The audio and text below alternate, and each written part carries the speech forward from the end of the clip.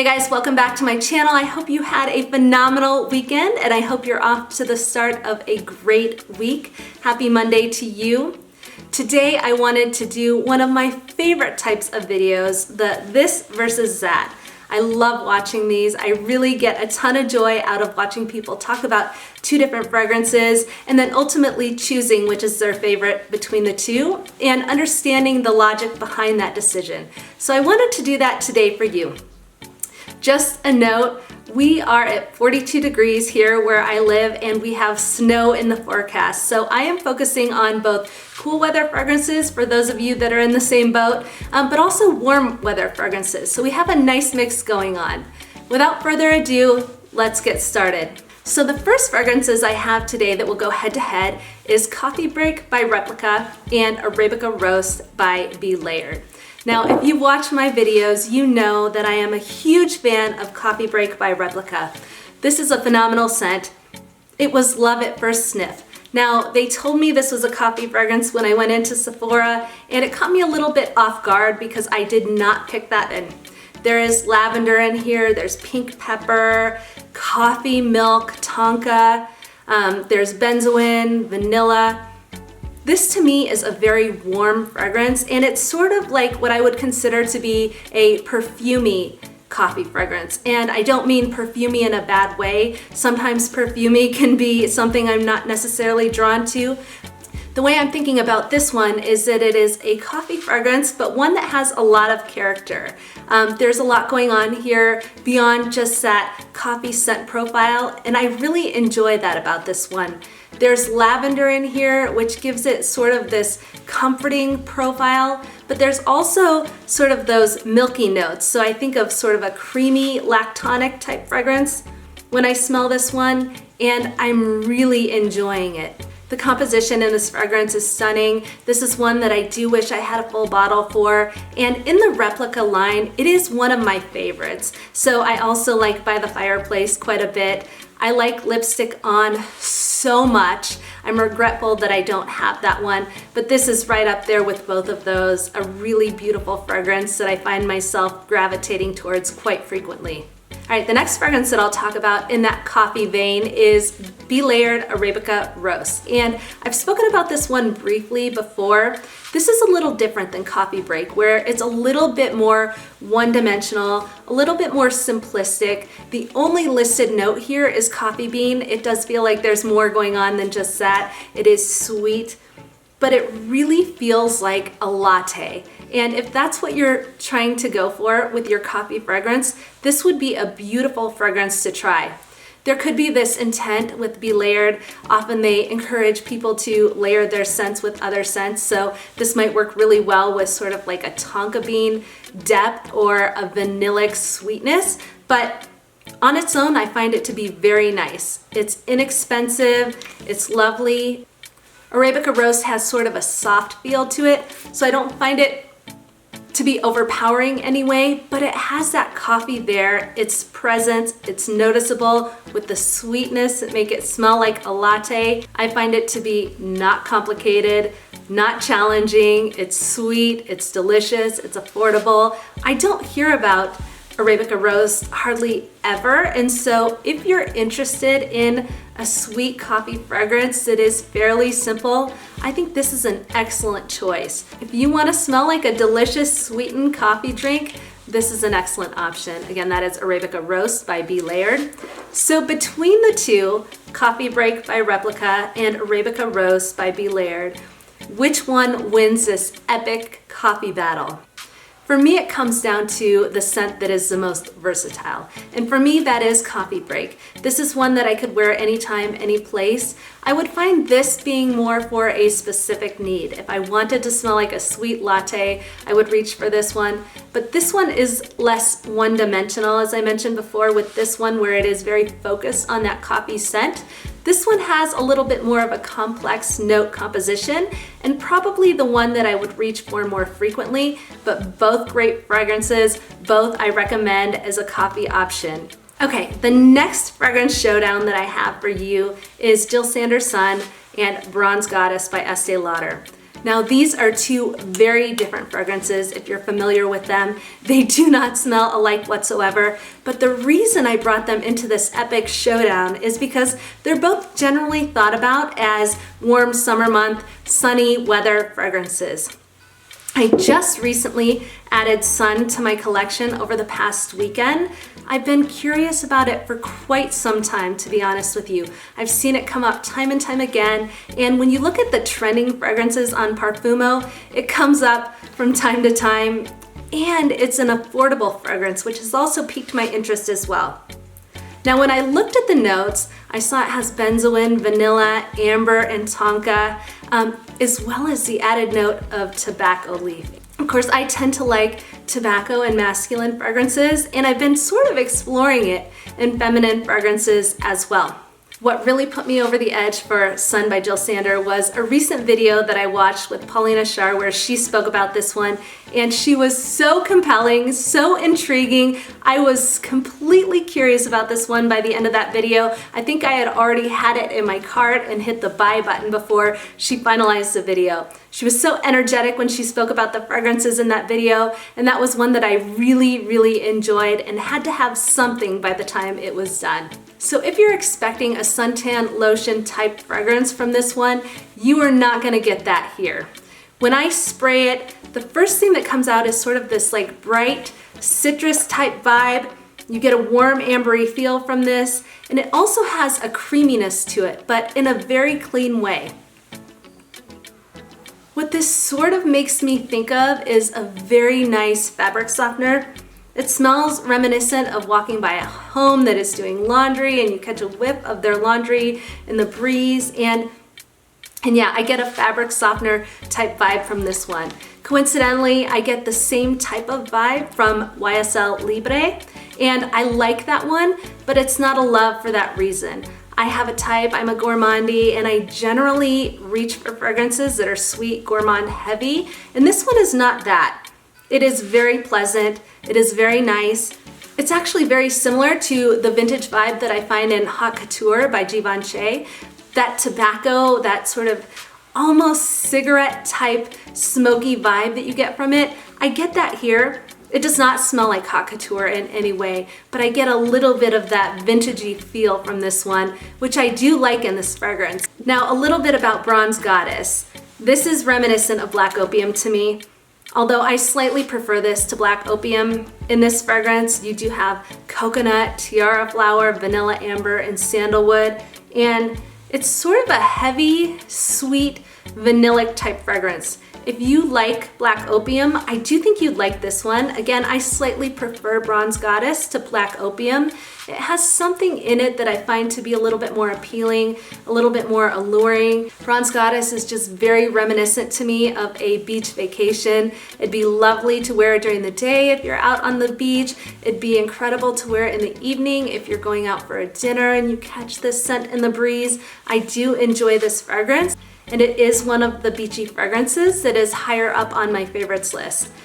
The winner of this showdown between Bronze Goddess and Sun goes to Bronze Goddess. And the reason that is because this is sweet, almost vintagey. It has this clean fabric softener sort of vibe. A lot of people would dig this one, but for me, my preferences lie with Bronze Goddess.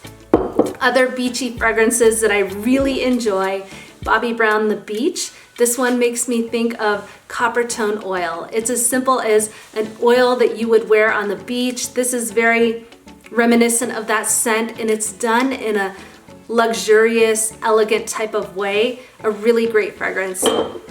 Another one that I really like, this one is extremely inexpensive. It is Bath & Body Works In the Sun. A little bit white floral heavy, but also reminiscent of that sunscreen, suntan lotion vibe that a lot of people like. The last one I'll mention here while I'm on the topic of beachy scents is Brazilian Crush by Sol de Janeiro. This one is warm, delicious. It's almost got sort of a nutty vibe to it. If you're a gourmandie, I definitely think you should get your nose on this one if you're craving a beach fragrance. This is another one that is fantastic. Okay, the next up for this epic showdown is Casablanca by Swiss Arabian and Vanilla 28 by Kayali. Now I know that these fragrances don't smell the same. It is interesting that a few people did rate this as smelling similar to Casablanca on Fragrantica, and I think that's probably because it reminds them of this fragrance. They don't smell the same, but when I think about fragrances that I like to reach for when it's cool outside, when it's dreary outside, these give me a warm, comforting feeling, and I have a feeling that's where people are coming from when they compare these two as being similar. Now, Casablanca by Swiss Arabian is one that I completely bought into the hype with in 2020. This was a very popular, heavily trending fragrance in that year. It seems to have slowed down a little bit, but I wonder if it'll ramp back up in the cooler winter months. This is one that people spoke about getting at a heavy discount, paying $20. I will say I did not pay that for this fragrance. Paid quite a bit more, but this is one that I enjoy as well. Now, I put this in a blind buy fail video at one point in time because I just wasn't sure about it, and I'm still not 100% sure, but it has grown on me quite a bit. In this one, I get sort of a fruitiness, it's a little tart. It dries down to a caramelic scent with woodiness in the background.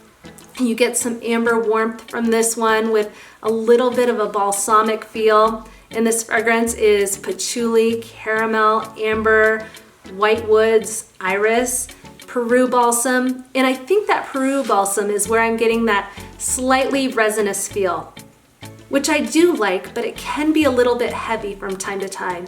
And I've also noticed when I first got this fragrance, I did find it to be a little bit sharp.